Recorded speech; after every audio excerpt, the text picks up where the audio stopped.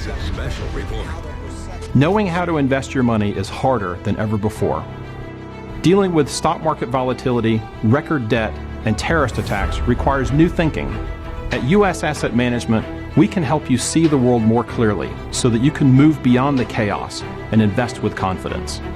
Call us, visit us online, or drop by our office. U.S. Asset Management, helping you make better decisions with your money. Your government doesn't care about you. That's why you need a medical emergency kit. It contains life-saving medications like ivermectin, Z-Pak, and antibiotics. Stock them before they block them.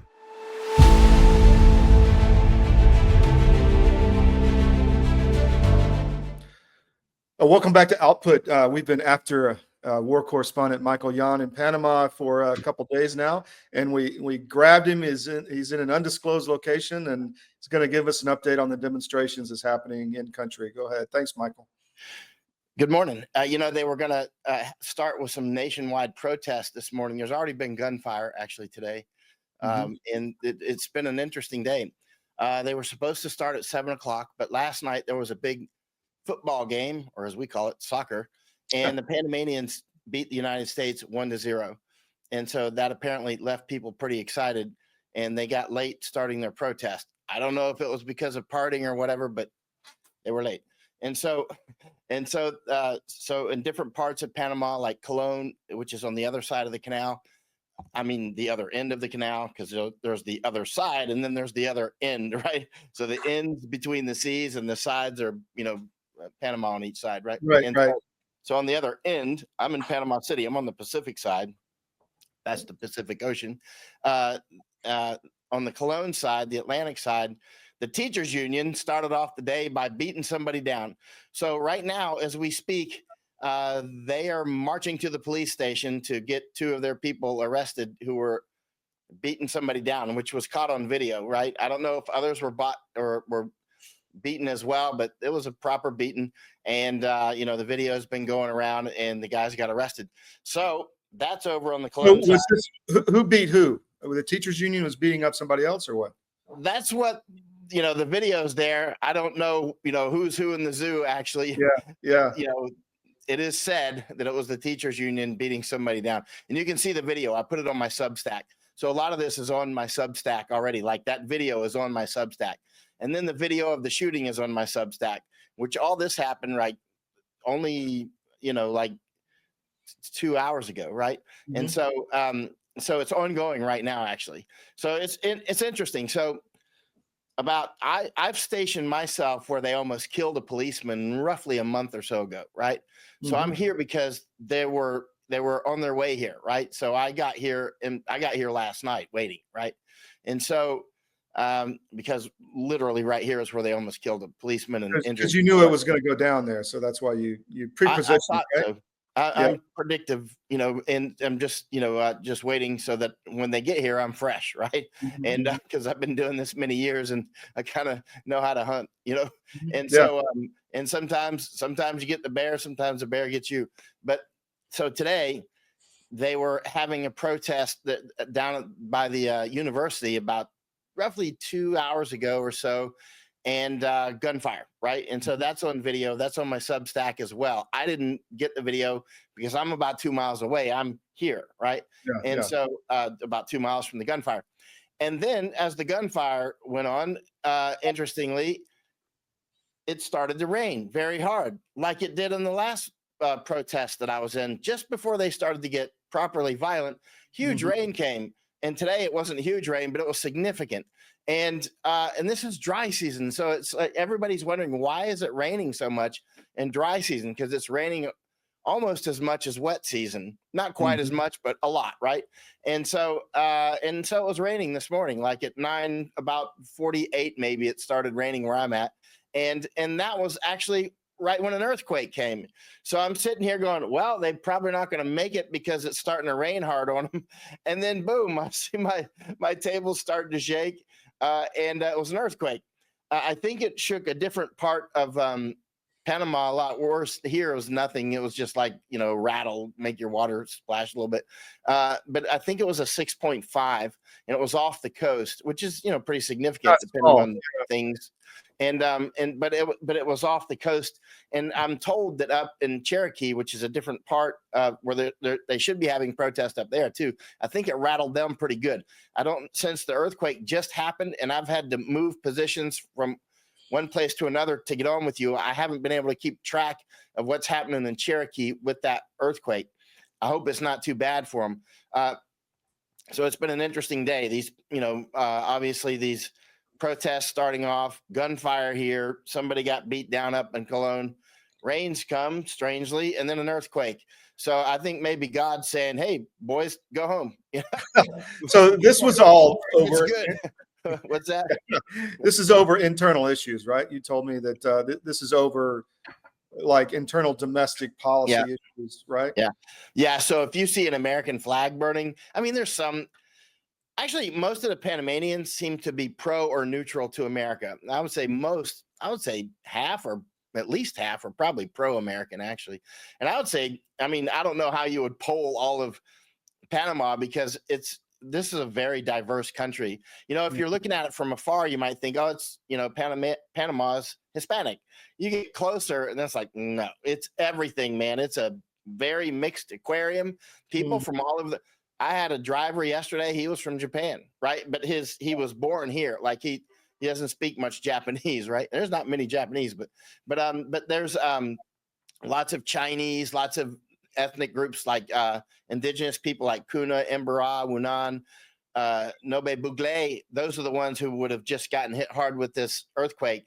They are what they're protesting about, the Nobe Bugle Indians, because the earthquake hit hard up in Cherokee, I'm told, which is where they're at. In that area, they're protesting the copper mine, right? And by the way, yesterday copper reached all-time historical highs, and this copper mine is shut down. This copper mine can bring in more money than the canal, right? So there's different people protesting different things. The Nobe Bugle Indians are about the copper mine. Are they trying to stop it, or what are they trying to do from reopening?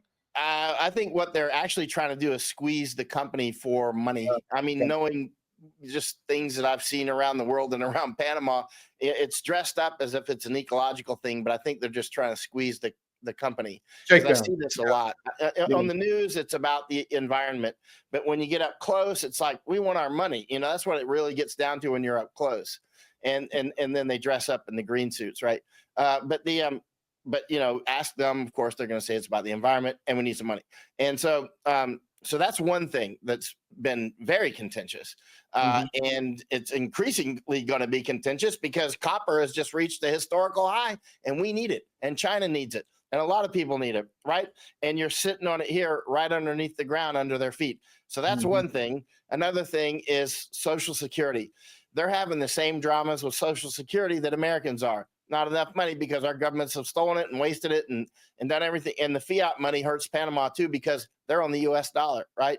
Gotcha. They're actually lucky they're on the U.S. dollar, but it also, that's a tax. That's the invisible tax that most people don't know that you're literally being robbed. And devaluation, right? Oh yeah, you're being robbed through devaluation. And so the Soontrax people. That's the labor union. Actually, there was about 68 unions had meetings this weekend and agreed to protest today, Friday, right? They agreed to do all these protests around the country. Not everybody's protesting. I'm told that Embera Indians down in Darien were not protesting. I don't know if any have been on the streets today, but I tend to doubt it. They will protest for other things. I don't know that any Kuna Indians are involved, but the Nobe Bugle definitely involved.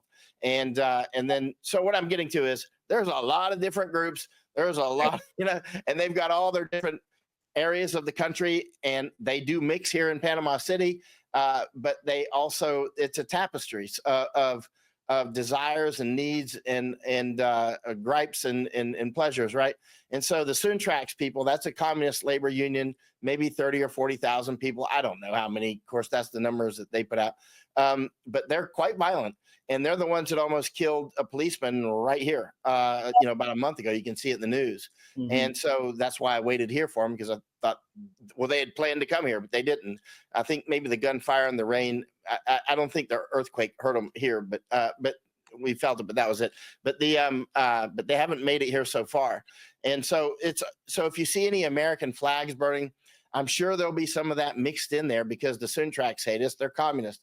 Yeah. I don't know why they should hate America now for being, communist, because our country's become communist as well. But they're late to figure that out. By the way, I've spent years with communists in communist countries, and I tell you what, that's worth fighting against. That's hardcore worth fighting against. Sure. When you've been to a country which is, no kidding, communist, you don't want to be there. You do not want to be there. Like 1 hour, okay, the show's over. But I spent a lot more than an hour. I was in Poland when it was still communist. I was in Czechoslovakia when it was still Czechoslovakia. Hungary had already transitioned. East Germany. I mean, I saw Romania. Romania was over the top.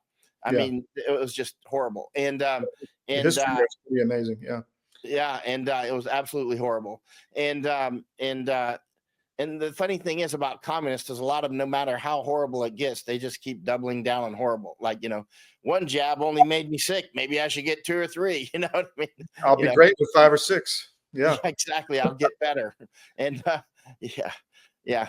And so so what's going on now? Right now, let me see. I've turned my beeper off, but I got people in different parts of the country updating me, and in places that. Oh, here we go. Let's see. Well, it's just something about the U.S. military doing something, but that's unrelated to this. So U.S. what about military. the Chinese? Have you seen any? And I had a question on the Japanese. Did they come up through Colombia from Brazil? Because there's a big Japanese population down there. I mean, how do the Japanese get there? Well, the Japanese used to be here, actually. And then World War II, there's very few Japanese now. Like when I had a driver yesterday, it was Japanese. I was shocked. Because I said to him, I said, because there's a lot of Chinese here, but I was like, he doesn't look, their eyes are a little bit different, right? Yeah, you can tell. Yeah. And so, in people that have been around a lot, so I asked him, I said, where are you from? He said, I'm from Japan. Actually, my family is, right? He only speaks a little Japanese, but a lot of Japanese were here up until World War II. But then we were loading them up to take them to camps, right? Up in the United States and whatnot. They were doing the same in South America, and with good reason, actually, because I hate to say that, but the bottom line is, because as much as I love Japanese and respect them immensely, but we were at war at that time, and the Japanese were definitely planning to take out the canal. I put something on my Substack the other day. Actually, there's a book about it, about the I-400 submarine that they made. They especially made a aircraft. You put that out on your Substack, right? I think we put that on armedforces.press. Yeah. Yeah, that's right. You put it up. And so there were spies all over the place, like fishing literally right out here. You can read about, some of the spies were fishing right out my window here. And so they're Japanese, man. They can think it through. You know what I mean? And they were working with the Germans, 2 groups of people who can think it through, right? And so the Germans and Japanese were working together. You can imagine what kind of brain power was being put into that attack. And they were, if the war kept going, they probably would have taken it out. A lot of people obviously thought that the Japanese would take out the canal and not hit Pearl Harbor, or at least hit the canal first, which I think would have made more sense. And I think in retrospect, the Japanese would have done that. Or if they hit Pearl Harbor, they would have hit the fuel instead of the ships. Then they could hit the ships later, when they're out of gas. And so so Japanese, after that time, they're mostly gone. We've talked with some of the Japanese here. They're rare. If you see a Japanese walking down the street, it's a rare day. But lots of Chinese, so they left because of the war. But there are a lot in Brazil. We found some down in Argentina recently. I was down there with Masako Ganaha, and as you know, that actually after World War II, a lot went to Brazil. Like Hiro Onoda is a famous Japanese who held out on the Philippines until the 1970s, right? Yeah. Late 70s, right? I read a book on his called Never Surrender, I think. And it's a great book. And then, the Special Forces guys, when I was in the Army with SF, we always respected those Japanese who never surrendered, like Hiro Onada, right?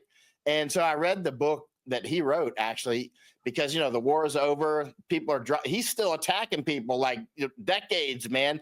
I mean, he didn't stop. He didn't just like hide in the jungle. He was opportunistically burning farms and killing people. I mean, he was game on, you know what I mean? And they were airdropping stuff. The Americans are like, come out, the war's over, and like, we won't shoot you. This, like, just stop killing farmers, stop stealing everything. And, they're out there hunting for him. And so, finally they found his old commander, and they're like, maybe he'll surrender to his commander. So they got his commander, because Hiro Onada, he was an intel trained guy. He's like, no, this is a trick, because he would find the flyers, and they basically knew the general area. And I read his book. He's like, I read these and I thought it was a trick, and then when they, came back, brought his commander out there, and his commander ordered him to surrender. Then he could surrender honorably. His commander, there's a photo. So we are in the factory in Kentucky. This is Alp World HQ, and we are at the end of the packing line. So I'm going to show you how it works. We have the card, throw it in there. There's a packing slip, and then you have the Alp. And 4, but that seems honestly like a lot. 3 now, but it's good. You just pack a punch that, for a normal 18 brand, it'd be like 8. We think 3 is fine. Next one. Again, 4. I'll throw 3 in just to keep it fair. Okay? There you go. So you can see you can get fast at this. And really, it's just a matter of repetition. This is kind of the assembly line that, Henry Ford devised so long ago. Tucker's stealing all the alcohol.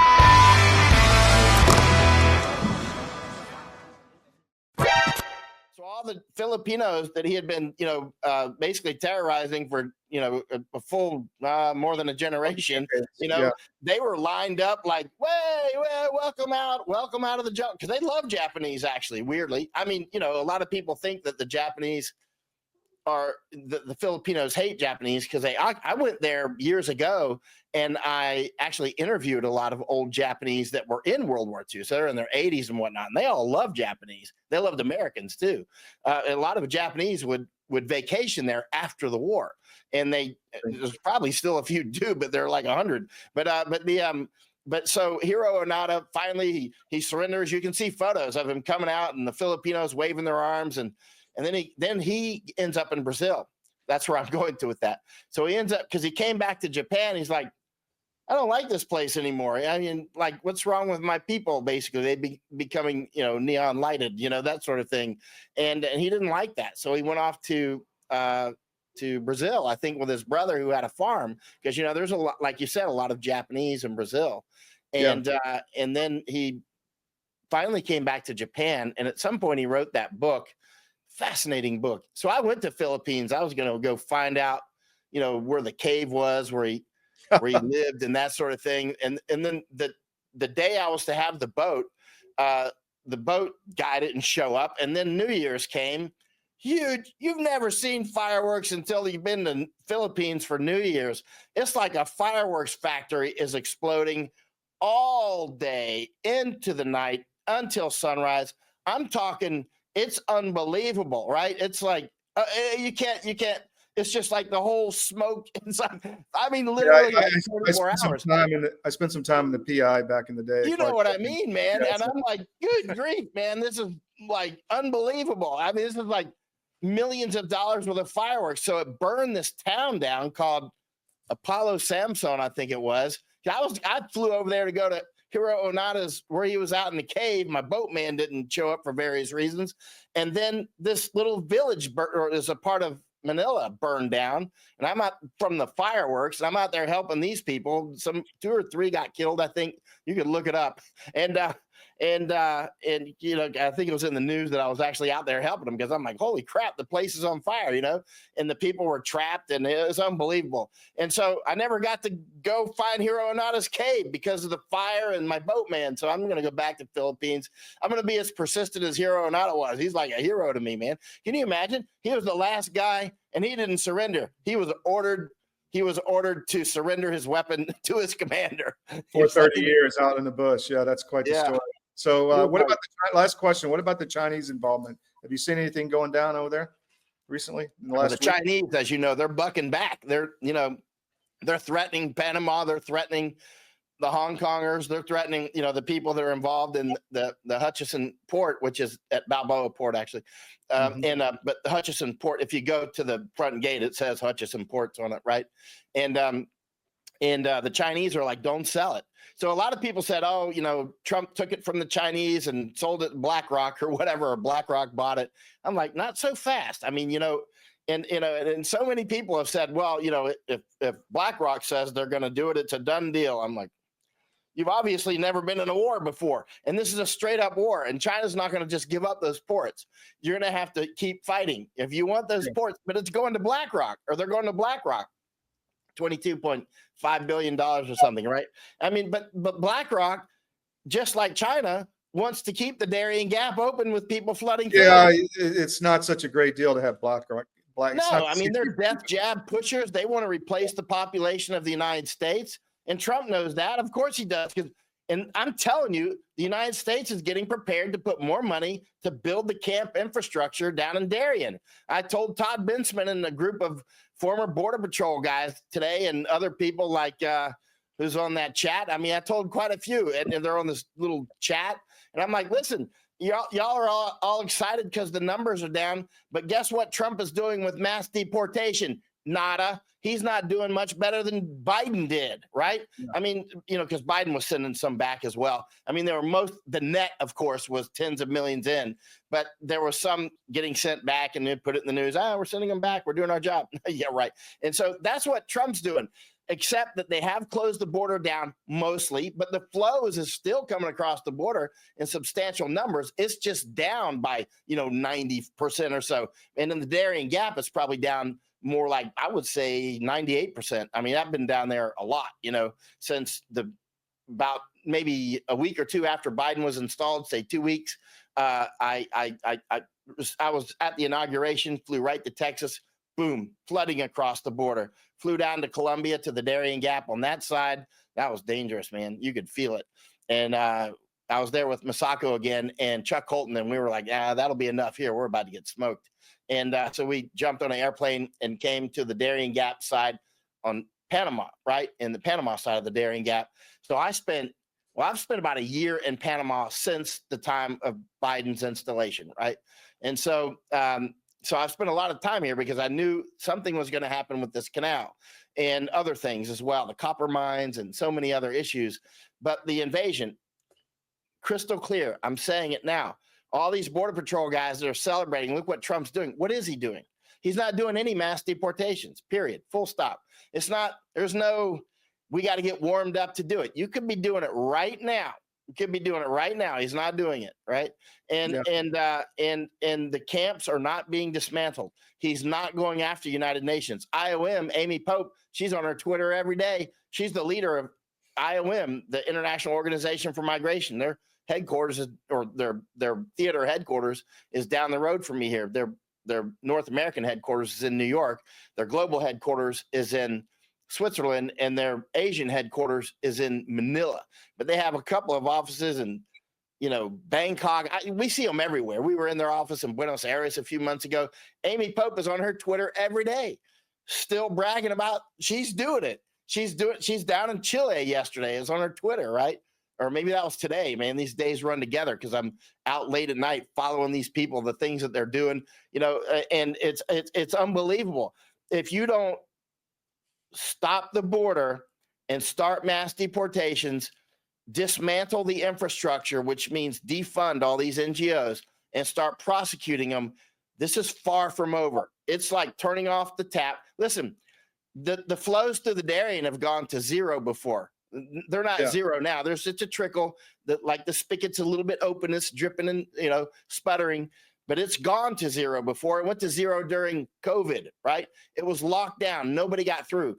And guess what happened after the COVID? Boom, more than ever historically. And right now, I want to say it again. I've already said it several times. The camp infrastructure in Darien, the United States is confidentially looking at expanding those camps. That is a fact. It's not in the news to my knowledge. I don't know anybody that's saying that other than me. I'm telling you, it is a fact. The United States government is working and talking about planning to increase the camps in the Darien. Now, when I've told quite a few people that, they're like, why would they do that? It's probably to send them back. Todd Bensman told me that today. I'm like, Todd, you've been to the Darien, brother. You know, Todd's a good man. He's very serious. We've been to Mexico together, across the U.S. border. We've been in a lot of places together. He's very serious on border issues. He's very smart. He's also very on Trump team at all times, right? And that makes it difficult. And so, because, you know, if you're going to be an umpire that calls the balls where it lands, you have to acknowledge that this infrastructure is not being taken out. And long before Trump was even elected, or his inauguration, before he was elected, I was publishing. It's easy to find. If you get elected, you have to defund United Nations and all these people, or it's just not serious. Everything else you do does not matter at all if you don't defund the United Nations and the NGOs like Catholic Charities, HIAS, Norwegian Refugee Council, Red Cross. Don't ever give to Red Cross again. They're destroying the United States and Europe and Japan. Don't give a dime to Red Cross or United Nations, UNICEF, all those people. They are child. Look at my Substack. You see that child on the video? Yeah, I saw that this morning. Yeah, that was at China camp, right? I made that video. You can see the other Americans in the video. They were all there together. I mean, this is the stuff we see constantly down there. Obvious child trafficking. Amazingly obvious. The reason that the U.S. doesn't want Americans on the border with cameras is because they don't want you to catch them doing child trafficking. I mean, they're straight up doing it. I mean, I and many other people like Anthony Rubin, Carlos Arello, Ann Vandersteel, Todd Bensman, of course. Oh, so many. Oscar Blue, Ben Berkwam, long list. We've all got videos. We've Taylor Kramer. Taylor Kramer's always out there. There's so many of us. I'm sorry I'm not naming everybody, because there's must be hundreds of us who have thousands and thousands of hours of video of our government child trafficking right in front of our eyes, right in front of our cameras. Yeah, we had Aaron Stevenson on yesterday, the DHS whistleblower who saw a lot of that stuff as well from the inside and how they were enabling it and still are. But that's fascinating, man. So where are you at? What's next for you down there? Well, let's see. Let me check my messages and see if anything's on fire for these protests. U.S. Embassy in Panama reported that 4 helicopters and 2 aircraft from the Southern Command will be in Panama March 24th. It's just some exercises, blah, blah, blah. Let's see if there's anything about something that I should be aware of when I go outside. Doesn't look like it. Nothing. The screen is clear. That rain might have dampened their spirits. But that one group, even after the rain, was still marching to the police station. So I don't know. I'll let you know later as soon as I hear more. I'll go. Well, this is why free media is so important, and our mission is important, and people like you, and because not everybody will cover this stuff. It's like the elections, and there's some topics that some people just won't cover. And so we're not like that. So thank you for your help in bringing this all out, man. And anything else you want to get out? No, but I really appreciate your sharing that for my Substack the other day. I mean, you're welcome to always do that. And it's important. I mean, the things that we're doing, I wonder how much longer we're going to be able to speak into these microphones, right? Yeah, I know. The most dangerous things that we do is talk freely. That's the most dangerous things that we will ever do. And it's only going to get more dangerous, but we're going to keep doing it. Thank you, my friend, Michael Yon from Panama. We'll talk to you soon. Thank you, sir. All right, ciao. Take care.